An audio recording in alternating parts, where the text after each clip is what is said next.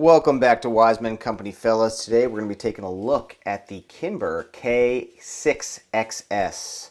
K6XS. Now, there's been a version of this that has been out on the market for a while. It's their steel framed version, and it's in 357 Magnum. This one is an aluminum frame in 38 Special plus P.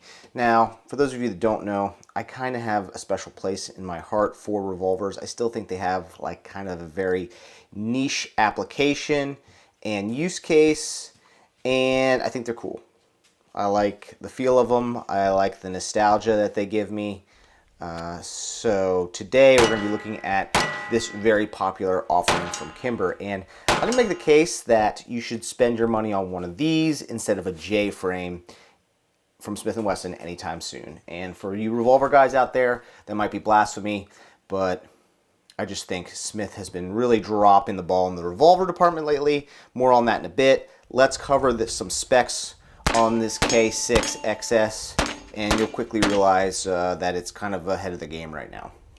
Guys, if you want to support us, you like these videos, go to wisemencompany.com. We have a ton of great gear over there. All sorts of stuff for your rifle, stuff for everyday carry, swag.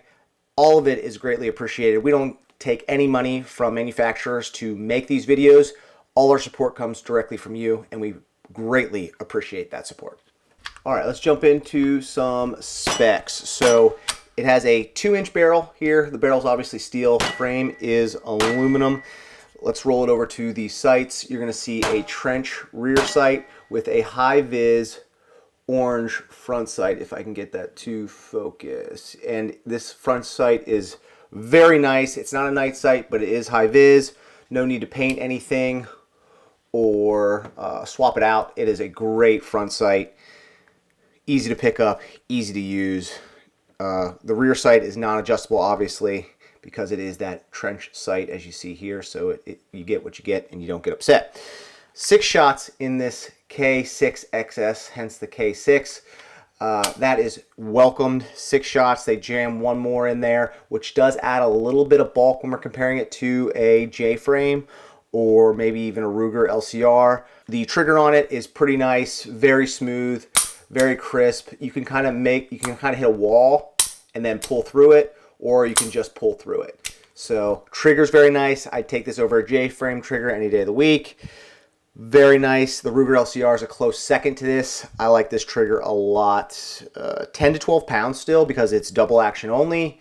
That's going to be pretty standard, but it's very smooth, very, very crisp. The grips are a Hogue rubberized grip, and they're actually a little longer in this. They have another like finger groove here, but I cut it off flush because I don't like it and I don't need it. You could buy aftermarket grips for this Kimber, but I just simply cut this flush, and that's kind of how my hand sets in there. I didn't need a little 1/2 inch to 3/4 inch sticking out, printing a little bit more, so I just cut it off. As you can see here, there's still even more I could cut off if I wanted to. That is completely personal preference. It's up to you, but that's what I did.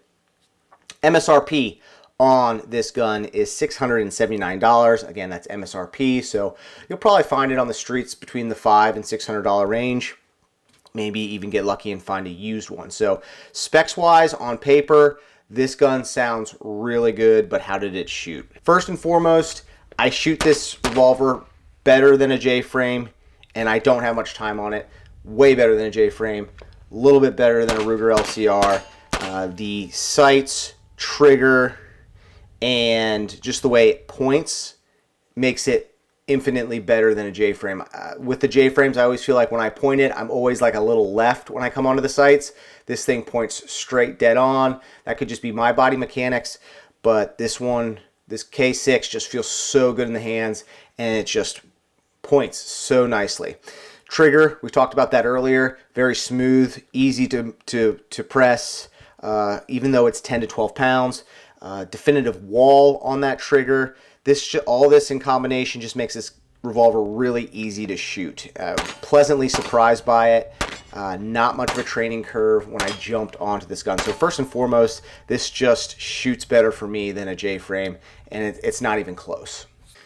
Capacity is 6 rounds instead of 5. Yeah, that's not that much of a difference, but in the land of the blind, the one-eyed man is king, right? And I will absolutely take another round when capacity is diminished, and you're always going to have diminished capacity when we're talking about these little revolvers, right? We're not carrying a 10-shot revolver, we're not carrying a 12-shot gun. It's 5 or 6 depending on the caliber. 38 special, 6 rounds plus P, 1 extra round.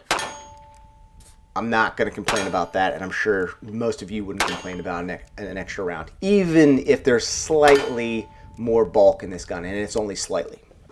Lastly, the quality of construction. I mean, this thing is really well put together. Everything just fits and clicks in nicely. All the machined lines on it are really clean, no sharp edges. The cylinder latch, very easy to press. Again, it's just a well-built revolver. Very, very clean lines, and everything fits into itself as it should. Kimber did a great job on this revolver with the construction, quality construction. Smith & Wesson lately, their revolver department, and it's not just me, people have had some issues with the quality control coming out of Smith & Wesson in the revolver department. I had to send one back because I had a crack in the barrel, and then it took me 6 months to get that J-frame back. And when they sent it back to me, they sent me back a worse version than what I had. So quality-wise, I know other people have experienced the same thing as me coming out of Smith & Wesson. It's just kind of subpar, and that's unfortunate because Smith & Wesson is known for their revolvers. They're known for that J-frame. It's saved a lot of lives. People have carried a J-frame a lot of years. The older ones keep on ticking, keep on going, but the newer ones, the ones with locks, have had issues, and that's unfortunate. But I can't say enough good things about the construction of this Kimber K6XS. Just top notch. Everything is just beautifully put together. Now, Kimber is no stranger to poor quality either. They have had plenty of issues over the years, and they have kind of neglected customer opinion, requests, feedback, if you will. But I am happy to say that Kimber is turning their ship around and correcting course. They have updated a lot of their guns. They have definitely updated their quality, and they're trying to listen to what the consumer wants, what the shooter wants out of a firearm. I have a couple other Kimbers in line for review, and I'm excited to review them because they are doing so well in the review process. They are performing very nicely, and they come out of the box ready to rock and roll. So as far as Kimber goes, there's always been kind of a bad taste left in everyone's mouth when we're talking about Kimber. But over the past couple years, again, they have really tried to correct course, and that is great to see out of a firearms company. Okay, guys, so that's the Kimber K6XS. Again, they do have a steel version of this, and it's 357 Magnum, a lot heavier than this one. This one is the aluminum framed one again, and I'm pleasantly surprised. I'm adding this to the concealed carry rotation.